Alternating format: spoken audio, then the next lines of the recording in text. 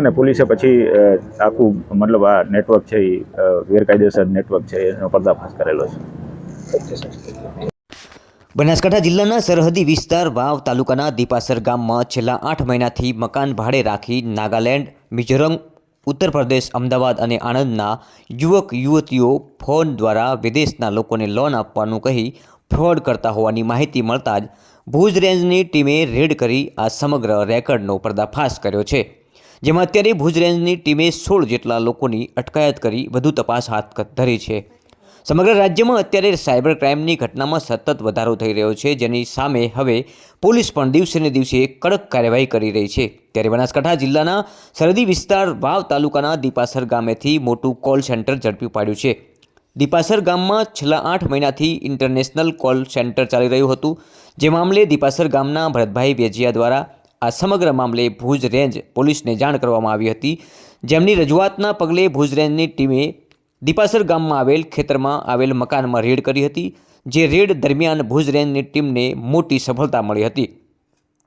જેમાં ભુજ રેન્જની ટીમે તપાસ દરમિયાન 16 જેટલા યુવક યુવતીઓ મળી આવ્યા હતા। આ તમામ યુવક યુવતીઓ મકાન ભાડે રાખી વિદેશી લોકો સાથે છેતરપિંડી કરતા હતા, જે મામલે યુવક યુવતીઓને પોલીસ દ્વારા કડક પૂછપરછ કરાતા સમગ્ર ફ્રોડ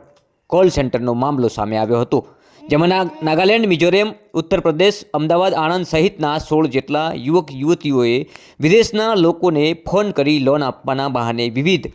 ચાર્જિસના રૂપિયા પડાવતા હોવાનું સામે આવ્યું હતું। ભુજ રેન્જની તપાસમાં 25 લેપટોપ, 30 મોબાઈલ ફોન સહિત અન્ય સાધન સામગ્રી મળી કુલ 8.36 લાખનો મુદ્દામાલ જપ્ત કર્યો હતો। પોલીસ તપાસમાં વધુ એક અમદાવાદનો સ્વપ્નિલ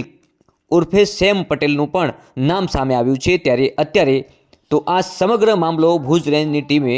તમામ લોકોની અટકાયત કરીને તમામ લોકોને ડીસા કોર્ટમાં રજૂ કરી રિમાન્ડ મેળવવાની તજવીજ હાથ ધરવામાં આવી છે।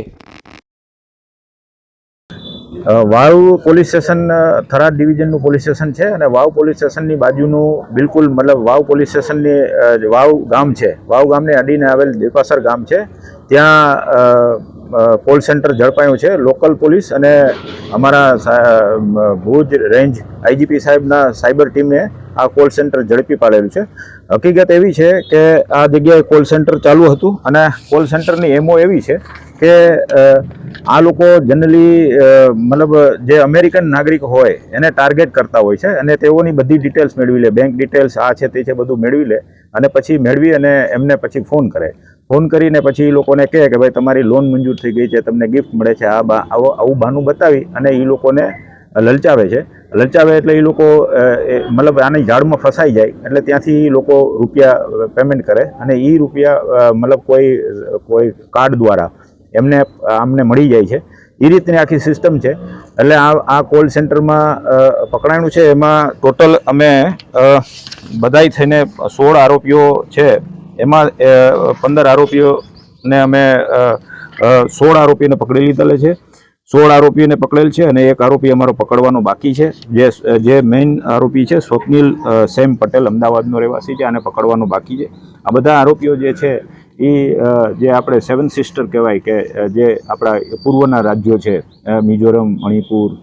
હિમાચલ પ્રદેશ, આ બાજુના રહેવાસી છે અને આ બધા લોકો અહીંયા ભાડેથી મકાન રાખી અને આ આખું કોલ સેન્ટર ચલાવતા હતા એવી હકીકત મળેલ અને હકીકત અમને મળેલી છે એ હકીકત અમને લકીલી અમને જે હકીકત છે એ જાગૃત નાગરિક જે મકાન માલિક પોતે છે એમણે જ અમને જાણ કરેલી કે ભાઈ આવી રીતે કોલ સેન્ટર ચાલે છે અને પછી અમારી ટીમે રેડ કરેલી છે। ખાસ ઇન્ફોર્મેશન છે એ આઈજીપી સાહેબનો સ્કોડ છે, સાયબર સેલ, એમને મળેલી અને લોકલ પોલીસને સાથે રાખીને અમે રેડ કરેલી છે। આની અંદર ટોટલ મુદ્દામાલ જોઈએ તો બધોય થઈને મુદ્દામાલ અમારો લેપટોપ 25, મોબાઈલ નંગ 30, હેડફોન 19, પ્રિન્ટર 1, યુપીએસ જે બેટરી હોય છે ચાર્જર માટે એ 5, laptop charger 10, data cable 8, earphone છે, કેલ્ક્યુલેટર છે, કનેક્શન પોઈન્ટ, રાઉટર, આ તમામ લગભગ છે એ 6,50,900 જેટલો એમની થાય છે કિંમત। અને આરોપીઓ પાસેથી 20 મોબાઈલ, સેમસંગ કંપનીના ટેબ્લેટ એ 1.5 લાખ, રોકડા 36,000, કુલ મળીને 8,36,900નો મુદ્દામાલ કરેલ છે. તેઓની વિરુદ્ધ ભારતીય ન્યાય સંહિતાની કલમ 318, 319 અને આઈટીની એમની 66 CD મુજબ એના વિરુદ્ધ ગુનો રજીસ્ટર કરવામાં આવેલ છે. અમારા સાયબર સેલ ભુજના પોલીસ ઇન્સ્પેક્ટર શ્રી આ તપાસ ચલાવી રહ્યા છે અને અમે રિમાન્ડની માંગણી કરી અને ખરેખર આમાં કેટલા સમયથી ચાલતું હતું, કેવી રીતે ચાલતું હતું અને કેવી રીતે આ લોકોની એમો શું છે, કેવી રીતે નાગરિકોને છેતરે છે, એ દિશામાં અત્યારે અમારી તપાસ ચાલી રહી છે. મકાન માલિકનું નામ શું છે? મકાન માલિક જે પોતે છે ભરતસિંહ છે, પણ ભરતસિંહ છે અને એ ભરતસિંહના જ મકાનમાં ચાલુ હતું અને ભરતસિંહે જ અમને જાણ કરેલી છે કે આ જે આરોપીઓ છે અગાઉ કોઈ ગુનામાં સંડોવાયેલા એવું કોઈ અત્યાર સુધી અમારી પાસે આવેલું નથી, પણ હવે અમે અમારા જે ટેકનિકલ બાબતોથી જોઈ એ ગુજકોપમાં એમનું સર્ચ કરી અને કે ખરેખર શું છે, ખરેખર મિઝોરમ, મણિપુર છે ત્યાંના આધાર કાર્ડ કે જે કંઈ એમની ડિટેલ્સ હશે ત્યાંના સ્ટેટમાં પણ પૂછપરછ મતલબ મોકલવામાં આવશે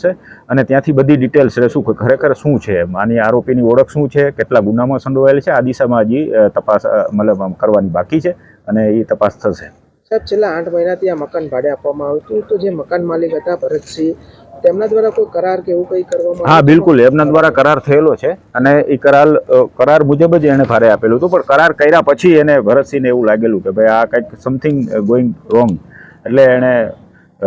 પોલીસને ઇન્ફોર્મ કર્યા અને પોલીસે પછી આખું મતલબ આ નેટવર્ક છે એ ગેરકાયદેસર નેટવર્ક છે એનો પર્દાફાશ કરેલો છે. Okay sir.